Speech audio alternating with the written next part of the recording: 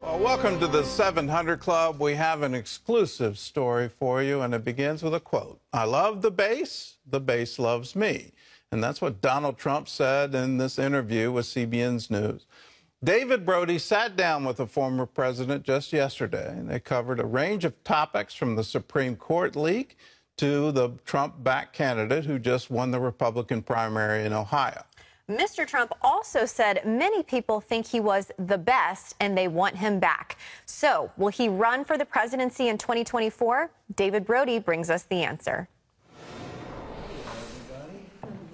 How are you? Nice to see you. Good to see you, David. When our CBN News crew met a relaxed Donald Trump at Mar-a-Lago, there was plenty to talk about. Mr. President, great to see you again, sir. Thank you. Specifically, the leaked Supreme Court draft opinion that could overturn Roe v. Wade. The Supreme Court, this big deal, Roe v. Wade. The Supreme Court now authenticating that draft opinion by Sam Alito, in essence overturning Roe v. Wade. Were you surprised to see this? Well, we don't know exactly if that's true because it was certainly something that they're working on. It would imagine. I don't think anyone made it up. And they don't know who leaked it. I will say the leak was a terrible thing. You're just not used to that for the Supreme Court. It was very shocking, I think. I think it was a very bad thing for the court. Well, Chuck Schumer says it's all your fault, of course, if Roe v. Wade gets overturned. Obviously, he's talking about those 3 pro-life Supreme Court justices. Yeah. Your thoughts? Well, a lot of people are very happy about that. Of course. So some people maybe say it's my fault, and some people say, thank you very much. From abortion to the transgender movement's rise to Disney's embracing gay rights, our culture is in the midst of a serious fight. This transgender movement is out of control. Joe Biden thinks there's at least 3 genders. I would think more. What do you make of it specifically? And I am curious as it relates to whether or not you see this transgender movement, not transgender people, but the movement is evil, unbiblical. A lot of people say this is not the way it should be. It's not the way it should be, that's for sure. It is a terrible thing. I mean, especially when you're taking children that don't even have this period to form. And you know, in many cases, I hear 60% of the cases, later life, they're saying, why did they do this to me? 60%. No, I think it's a terrible thing. I think what's happened with Disney and what Disney's doing, Walt Disney is looking down. What's he thinking? He's not happy, okay? Walt Disney said, whatever happened to my beautiful Magic Kingdom? Whatever is happening, there are charges that those who support discussing the LGBT lifestyle with little kids are in what they call the grooming business. Trump says he gets it. What's your view on the grooming comments that a lot of conservatives think this is grooming by the left? Yeah, I'm opposed to it, obviously. I'm opposed to many of the things that we talk about. I can think of nothing actually that I'd be for. This is a different world. It's a new world. And I think it's actually going to be shut out. You know how it's going to get shut out? Common sense. It's common sense. But I think it's going, and I think religion will help shut it out. You know, nobody has done more for Christianity. Nobody has done more for religion of all type than me. And they're really doing things now to, and I've always said it, they are against organized religion. They're against Christianity. And now free speech faces another potential challenge, courtesy of the Biden administration's Disinformation Governance Board, aimed at making sure Americans have the truth on a variety of topics. It's led to comparisons of George Orwell's Ministry of Truth in the book 1984. I think that it's not even believable that we're talking about this subject, if you want to know the truth.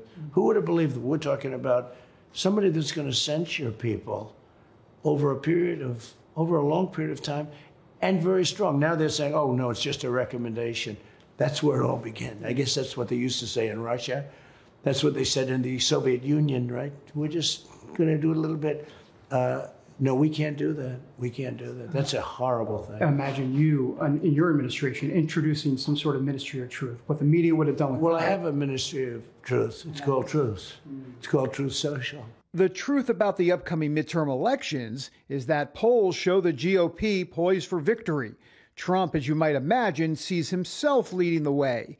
He saw fruit Tuesday night when J.D. Vance, his endorsed Senate candidate, won Ohio's GOP primary. You know the media is going to be looking at your one-loss record. You've endorsed a lot of candidates. What's your sense here in terms of how this will play out? And how much stock do you put in this win-loss record of yours? So my record is unparalleled. My endorsements, it's totally unparalleled. Nobody's ever had a record like this. I'm almost unblemished. I remember Joe Biden saying months ago at this press conference he had that he goes, he couldn't believe all these Republicans still afraid of Trump. It's like, oh, they were all afraid of Trump. Should Republicans be afraid of you, the ones that are not in line with you and your views? Well, if they want to win politically, probably, because if I endorse them, they win, and if I don't endorse them, they don't win. I mean, that's almost 100% of the case. As poll after poll shows Trump as the likely GOP leader going forward, it looks like he'll be moving on without his vice president, Mike Pence. How is that relationship today with Mike Pence? Honestly, I haven't spoken to Mike in a long time. What's a long time, would you say, roughly? I mean, I don't want people to start saying what a long time is. A long time is 4 or 5 months. I haven't spoken to him in a long time. And he's a nice man. He disappointed me on one thing because I think he should have sent the votes back to the legislatures. If he gets into the race in 2024, he's thinking about it. I'm assuming you're going to say, I don't want to put words in your mouth, no shot here if he gets in the race in 2024? I don't want to say. Look, if Mike got in, it would be... I think it would be a hard one for him. I think it would be a hard one. I understand where the base is. I love the base. The base loves me. I think it would be hard, but Mike was a good guy. I thought he was a very good vice president. He was my friend. But that was then. As 2024 rounds the corner, Trump says he'll decide about running again after the midterms. Until then, he's taking every opportunity to use the Biden administration's troubles to tell the country he was right all along. I said these people are against evangelicals. I said they're against Israel. I said they're against organized religion, frankly, but they're against all of the things that you and I and most of your viewers stand for. And when I said that during debates and elsewhere, people sort of weren't sure.